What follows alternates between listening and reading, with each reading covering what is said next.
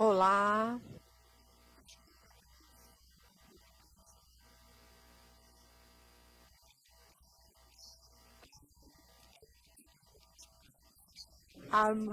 Eu vou seguir em inglês porque no nível profissional requer um pouco mais de português do que eu sei falar. Então, antes de tudo, muito obrigado.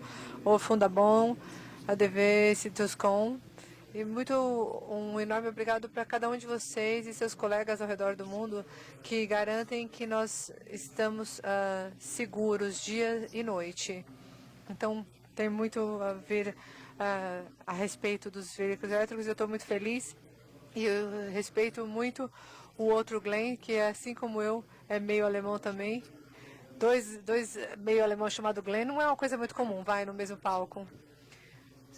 Então eu estou só pensando no que ele falou a respeito, com grande respeito, eu vejo que eu vou pegar esse desafio que ele deixou para mim aqui.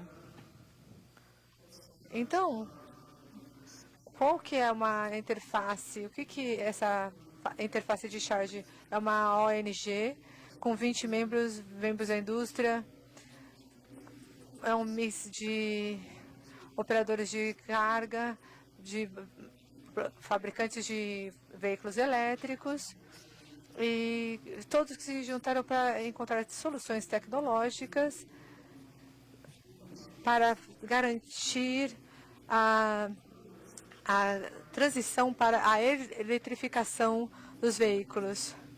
Não é exatamente para promover a mobilidade, mas para facilitá-la. Então, um pouquinho mais a respeito. Eu não sou um bobeiro, eu não sou engenheiro.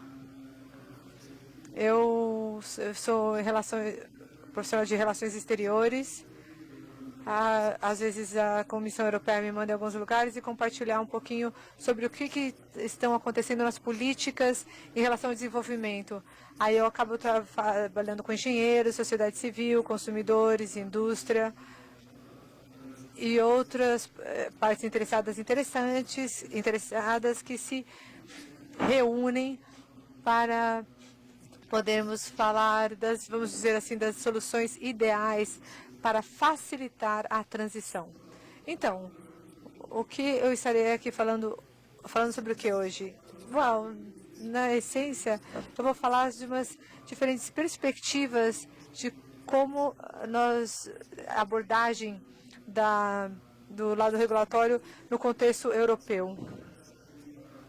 Eu quero inspirar, não só inspirar vocês nos processos de decisões, mas, na verdade, inspirar vocês a ajudar a gente no nosso processo decisório. Então, sinta-se à vontade para falar comigo depois dessa discussão. Então, para trazer para vocês uma visão geral das políticas da União Europeia sobre segurança contra incêndios, eles estão querendo chegar a carbono zero no meio do século, ou seja, nenhum veículo de combustão de carbono deve ser vendido a partir de 2050. É muito importante para nós falarmos sobre isso, porque quando nós trabalhamos dessas soluções técnicas, por exemplo, os parâmetros para os padrões de conexão, ou os protocolos de comunicação de acordo com a ISO, nós estamos olhando, na verdade, de soluções robustas de segurança e padronização para a sua essência, que é um ecossistema que está se formando para nos ajudar a seguir adiante nessa transição. Também os sistemas de carregamento megawatts, que estão chegando aí para os veículos maiores. A Europa está indo para essa transição nos passos iniciais. Então, digamos que temos no começo da regulação, quando estamos falando de segurança contra fogo, estamos falando de um assunto de segurança nacional. Então, os processos de decisão, geralmente, em termos de segurança contra incêndio, elas requerem uma abordagem também nacional. Então, já chego na infraestrutura, mas eu também vou falar das baterias e do consumo delas no mercado europeu. Lógico que regulamento de baterias, temos uma lista obrigatória de verificação de parâmetros de segurança para avaliar e gerenciar riscos especificamente. Isso não é nada novo. Agora, como está falando do produto, estamos falando do mecanismo total, porque não tem uma regulamentação para olhar para o centro de recarga, o que, na verdade, ele deve tratar das regulações das baterias, mas também deve ter certeza de que temos um ecossistema seguro para o recarregamento delas também. Agora, por conta dessa ambição da eletrificação e carbono zero, emissão de carbono zero, com outras formas de transporte, nós queremos assegurar que o nível de edifícios e infraestrutura estão de acordo. Ou seja, precisa ter cabos e espaço para, no futuro, dar conta da quantidade de carros que precisam se recarregar em cada prédio. É um processo para lembrar, para manter na mente, porque isso é o que, na verdade, está dirigindo a abordagem da legislação europeia.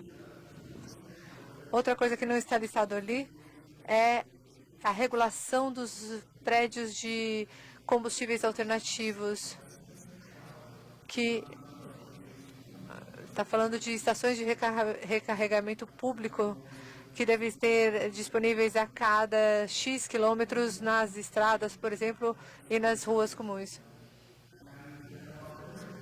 Tem muitas plataformas na Comissão Europeia com formulários de transporte substantivo que trata dos designs, dos estacionamentos, dos processos de padronização, dos protocolos de comunicação e a maneira como nós devemos olhar para cada um deles e também para o futuro desse carregamento de megawatt. Então, você pode ver que temos a Força Tarefa 6, que publicou um documento orientador sobre segurança contra incêndios em veículos elétricos e infraestrutura de recarga.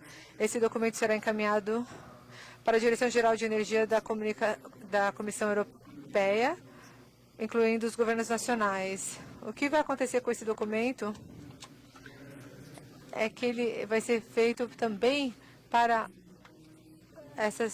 subsidiar orientações futuras da EPBD sobre segurança contra incêndios de estacionamentos.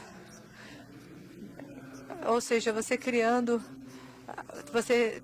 tem que chegar num acordo com todos os outros países da União Europeia, incluindo, no caso, a Inglaterra, que não faz parte mais da União Europeia.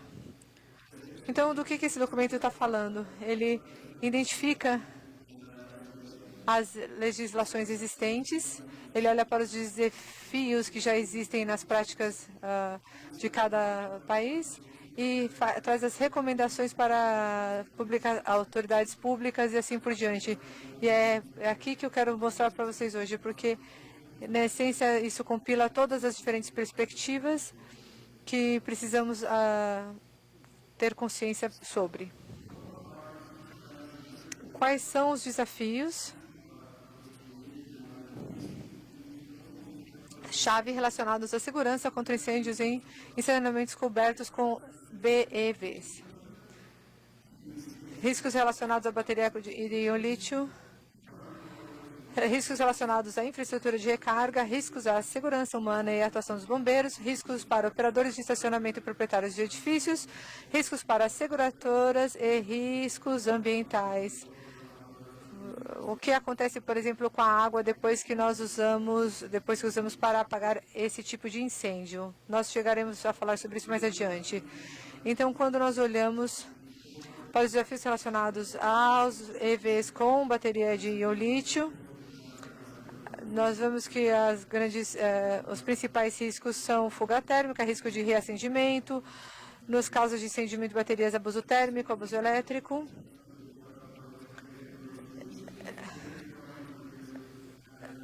E, obviamente, as soluções que já foram faladas hoje, de isolamento térmico, materiais retardantes de chamas e sistemas de resfriamento avançados.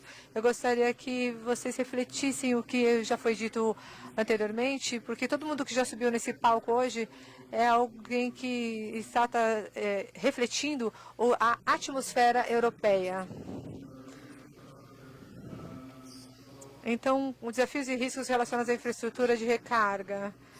Infraestrutura de recarga envolve riscos nos seguintes casos: instalações fora das normas de segurança aplicáveis, se você não tem um eletricista qualificado, equipamentos eletrificados inseguros, manutenção e inspeções inadequadas e vandalismo. Bom, vandalismo é um ponto interessante, porque o que nós estamos vendo na Europa, em algumas áreas da Europa, é que não é só o vandalismo no sentido de... mas eles estão roubando cabos. É o roubo de cabos. Eles acreditam que que são componentes muito caros que podem ser vendidos no mercado negro. Nós vamos discutir a respeito disso e nós tentamos trazer mais em pauta, porque precisamos pensar em soluções para evitar. Já falaram de câmeras de segurança, já falaram de algumas soluções, mas no fim do dia o que conta é entender as realidades sociais diferentes de cada lugar. O que pode ser um pouco mais interessante para vocês saberem é que tem outros canais relacionados com em relação a esse multiuso, descarregamento modo 2 com exceções, adaptadores e medidores que podem contornar o sistema de segurança, como o monitoramento térmico. Isso traz muito grande riscado. Isso eu estou refletindo em relação a esse ponto, é porque o recarregamento Whole, ele é um ponto importante no mercado europeu e por isso estamos discutindo, criando mandatos para o recarregamento domiciliar, para ser que, apesar de ter um sistema público de muito avançado para o carregamento, os carregamentos domésticos ainda são um grande ponto. E outro também que eu falei, que tem um fragmento, estamos falhos ainda no setor de inspeções, porque esses 27 estados eles têm um mercado interno, então eles têm que comercializar coisas, bens relacionados a esses produtos e serviços entre eles. Então, nós precisamos ter inspeção da qualidade e dos padrões.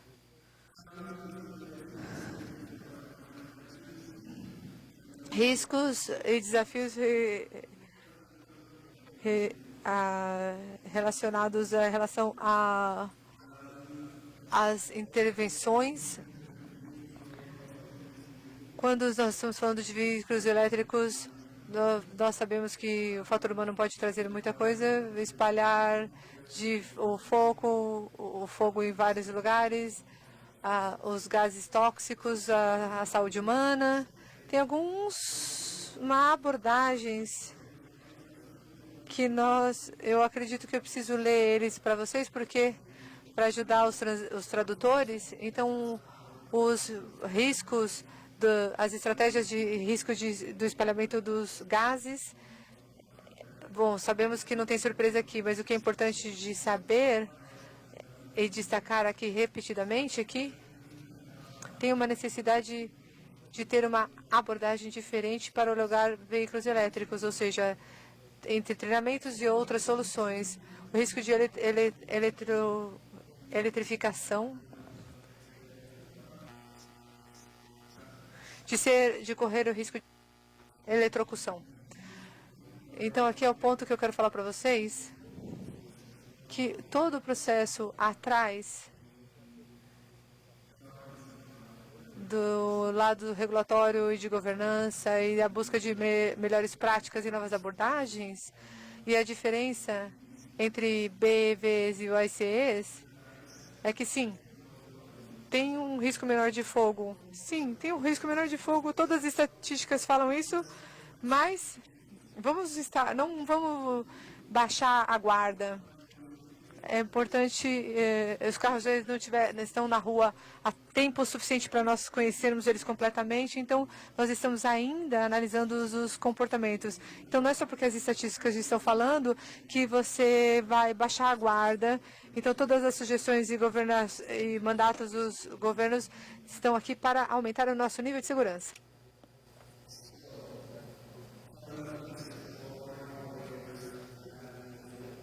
Então, desafios e riscos para proprietários de prédios e operadores de estacionamento. Então, temos algumas restrições aí. Então, às vezes é um pouco difícil impor maiores seguranças e abordagens, né? Ou abordagens gerais, né? Por assim dizer.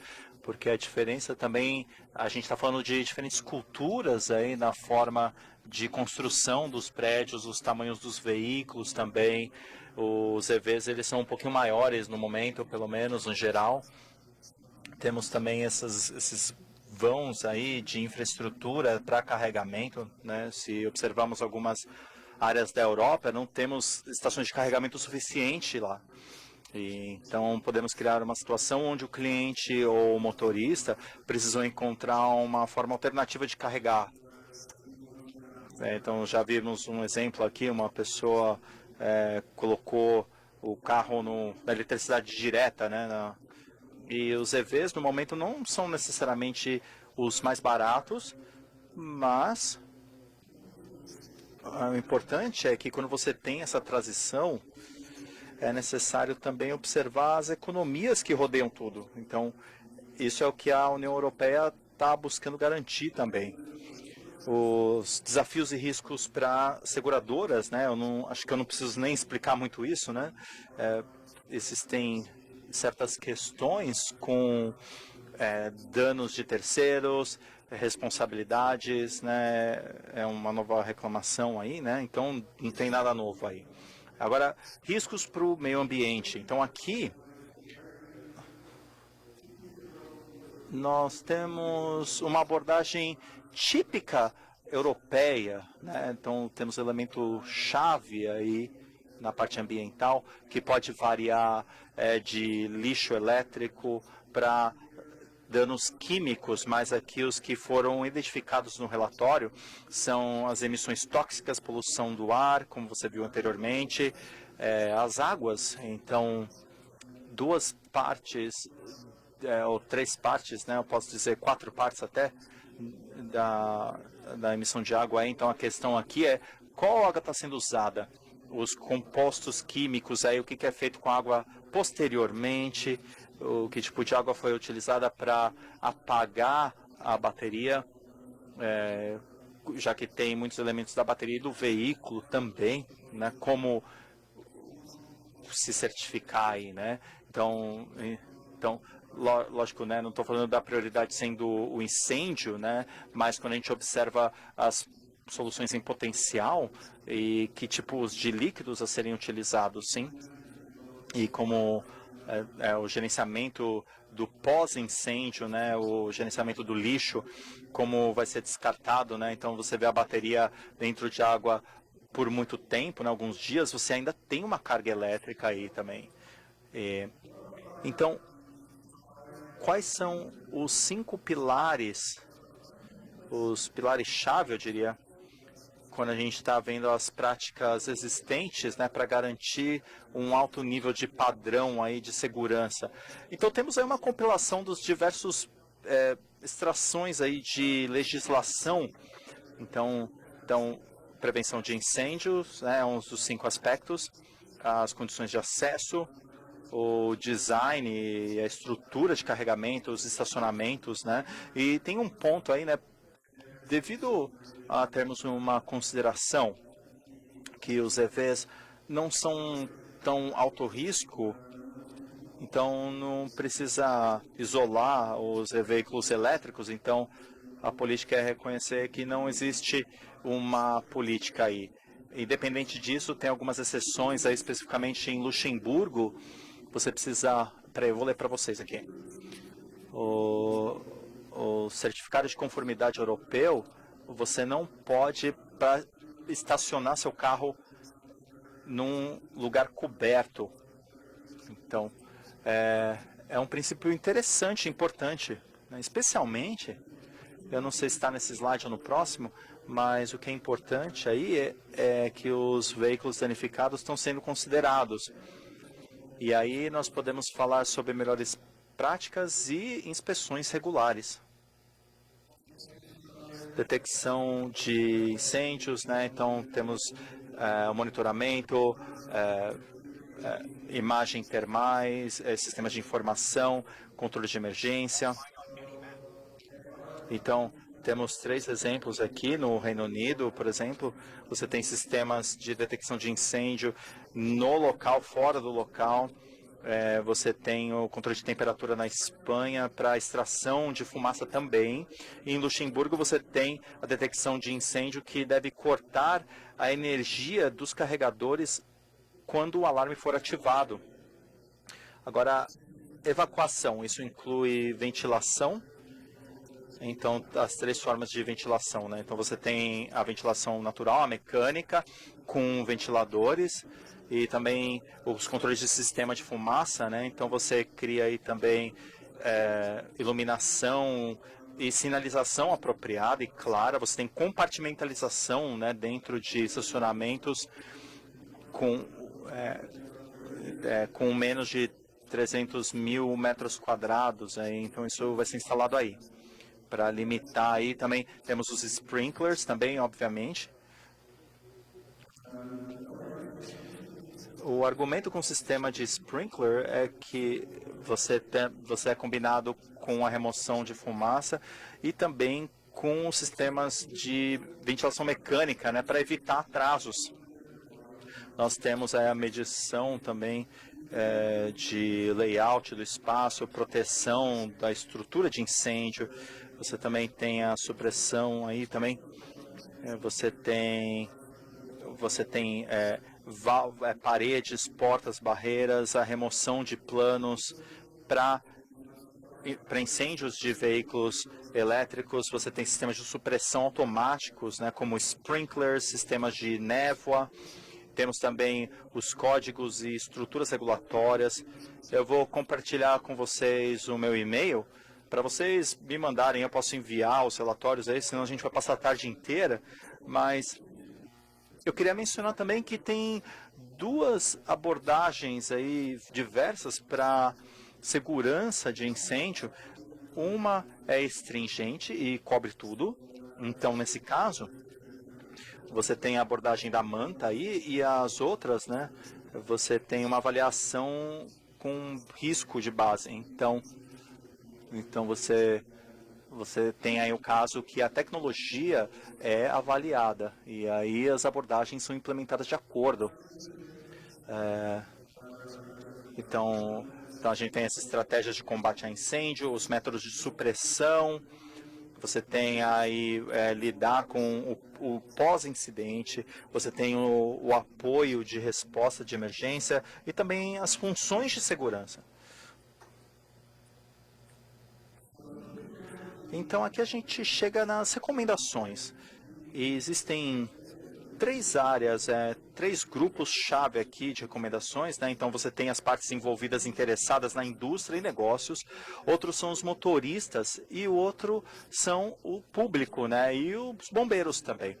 Então você tem aqui a indústria e as partes envolvidas, né? A essência é desenvolver planos de emergência de forma bem clara e marcar essas áreas de carregamento de forma clara. Você tem que ter treinamento da equipe, você deve ter uma infraestrutura e considerações aí para estações de carregamento com considerações e também métodos para evitar colisão com as estações de carregamento, né? Então, com os veículos também, se necessário. Então, não é tão realista para os carros, né? Mas para as estações é sim, né? Então a gente tem de novo aí o sistema de sprinklers, os alarmes e minimizar o uso de sistemas inflamáveis.